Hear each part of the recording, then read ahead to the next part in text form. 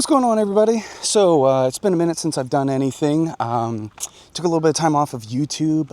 First I got extremely busy with work, and then I just got extremely lazy and didn't shoot anything.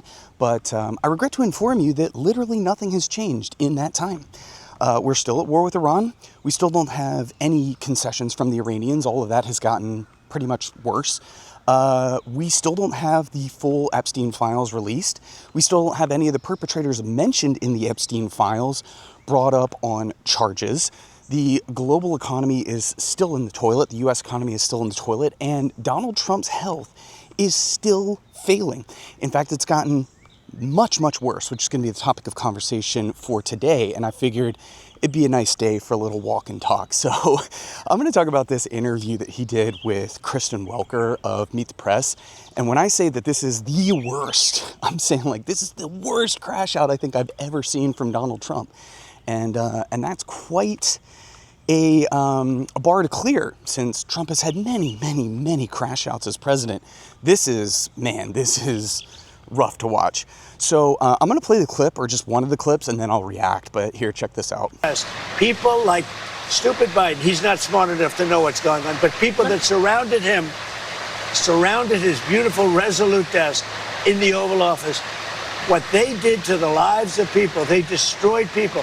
They sent people to jail who did nothing wrong. All right, just to be very clear, there's no evidence of what you're saying, but let me ask you about Todd Blanche. Let me ask you about Todd Blanche. Listen to me. Let's talk about Todd Blanche. There's tremendous evidence. There's nothing but evidence. The election was rigged. It was a dirty election. And it's happening again right now in California. You've never presented evidence. It's happening right now in California. Right now, it's look at what's happening in California. Where's the evidence to that? It's the 4 Republicans days. are doing well in California. No, they're not. They're dropping fast because it's a rigged election. Let me tell you, it's 4 days, and they aren't even close to coming up with it. You know why they're doing that? Because they're cheating on the election. Do you have evidence to support that? All I have to do is look.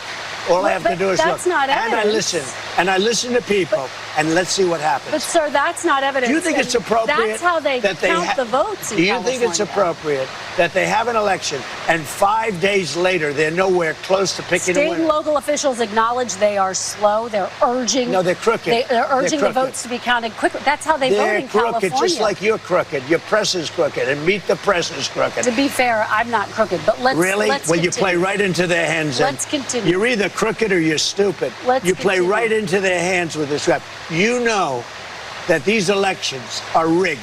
Your network knows that they're rigged. You know that I won an election in a landslide, and I got 94% bad press. But, Mr. President, you know why I got that?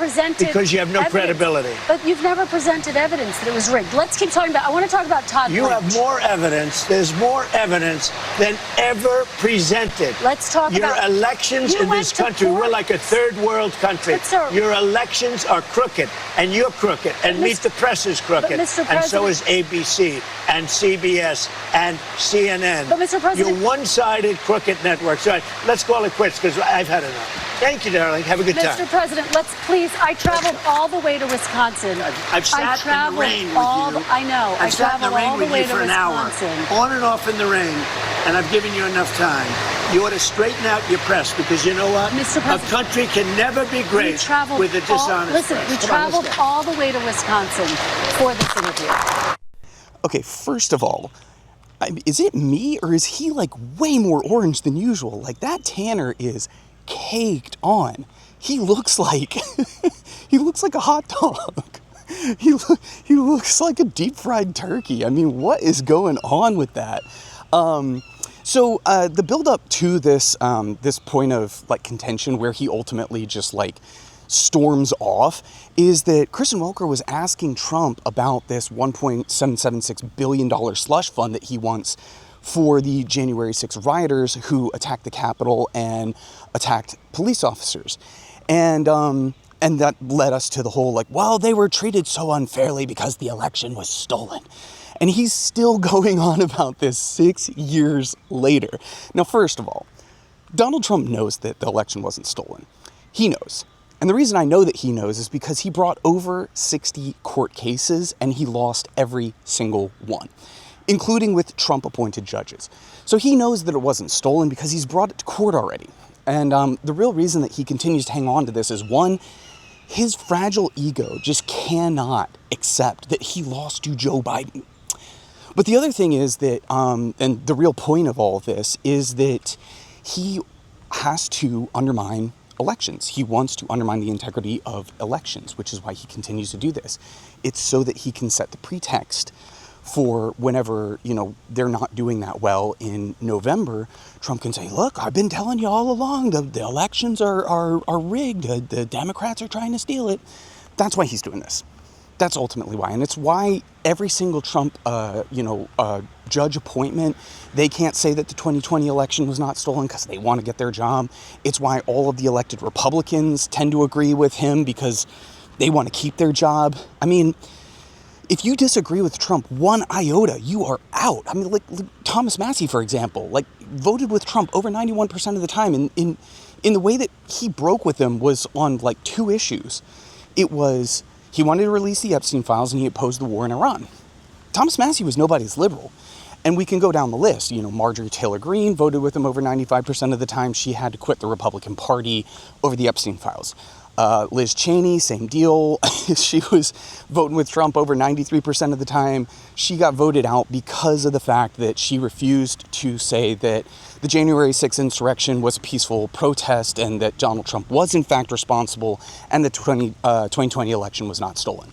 So, if you disagree even 0.5% with Trump, you can pretty much kiss your career in the GOP goodbye. Now, I cannot stand how Kristen Welker reacts. I mean, she does kind of hold his feet to the fire and she's like, look, there's no evidence. You've never produced any evidence. And look at how he just continues to try and double down and triple down and quadruple down and just try and make it through with bluster and bravado and just talking over her, and it's just not working. My one thing that I would say to her is don't do the whole Mr. President, we traveled so far just to talk to you. It's okay, I would be as rude to him as he is to you, but that's the point I actually want to focus on with this, because this is something that the mainstream media really, really does not cover enough, which is his failing mental health. Okay, now I have had at least a handful of videos where I've put up people who are experts on dementia patients, and one of the telltale signs is that they are, combative and basically, they don't have a filter anymore. And you'll notice this with Trump, especially with female reporters, where he tells her, you're stupid, you're a stupid person. Or do you remember that interview, or it was a press gaggle he did on Air Force One, where some woman asks him something and he's like, quiet piggy. He's just gotten way worse. And he has no filter, the thing that would normally be hey, maybe don't say that. That's not a good look. And the only people who think that, oh yeah, Trump owned this person are the MAGA, chuds, the mouth breathers. Everybody else looks at this and they're like, oh my God, what a petulant, bloated little man baby. Why is he president of the United States? Why is this guy the most powerful person in the country?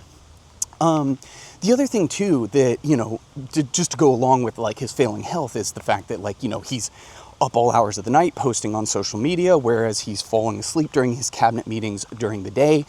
And then you have, him constantly bragging about taking the MOCA, the cognitive exam, and pretending it's, it's some great accomplishment. It's dude, I would not be bragging that you've taken this thing now 3 times or 4 times, which he took his last one at his 3rd annual physical. That happened in the last couple of weeks. It's yeah, no, people who are in good health don't get 3 checkups in 1 year or 13 months. And people who are in good, mental health, who have good cognitive health, are not constantly taking cognitive exams. I don't know why one of his aides doesn't just tell him, hey, Mr. President, maybe don't brag about that one, maybe. But like I said, this is just the most epic crash out I think I've ever seen from Donald Trump. And you watch as he gets up too, which we'll get into the physical side of his health deteriorating. Look how labored he is trying to stand up out of the chair. Traveled all the way to Wisconsin for this interview. And then he's like hunched over and he steps on the mic. He literally steps on the microphone as he hobbles out of the camera shot. I mean, and that's nothing to say about like the fact that he's overweight. He has the swollen ankles, the hand bruising. He's got the weird bruising or rash or whatever that thing is on his neck. He's constantly disappearing.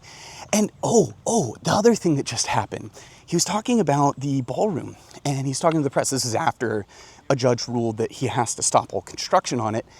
He literally gets out there the next day and starts bragging about how he's putting a hospital underneath the ballroom. If you want, you can take, I think you can bring your camera down, but you might want to take a look at the complexity. These are all different rooms down here. They're building a hospital. They're building, it's a military hospital.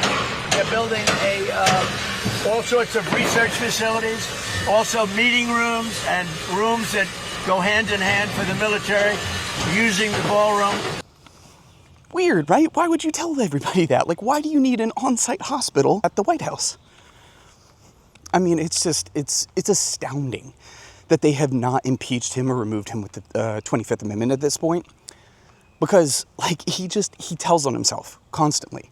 Whether he's bragging about taking a cognitive exam or whether he is talking about, like, a hospital going underneath the ballroom or whether he falls asleep during his own cabinet meetings. I mean, like, it's just endless. And I think pretty soon we're going to find out, that, like, besides the Epstein files, this is the biggest cover-up in American history is Donald Trump's health. I mean, everybody knew that Joe Biden's health was kind of failing, especially after the first couple of years. But this is so much more out in the open and so much more dramatic because, like, Biden, for what it's worth, I mean, him and his team, like, they kind of hid him from the press. He didn't do all that many public appearances and interviews. Trump can't help himself. He is constantly in front of cameras, which is why he can't paper over the fact that he's falling apart because everybody catches him constantly falling asleep, saying goofy shit, throwing temper tantrums. And I gotta say, I'm here for it, not just because it's great content, but the quicker that he crumbles, the faster that the GOP dies as well. And that couldn't happen soon enough. Guys, if you made it this far, please remember to like the video, subscribe to the channel if you're not already subbed, click the bell as well. And I will catch you guys in the next one. Peace.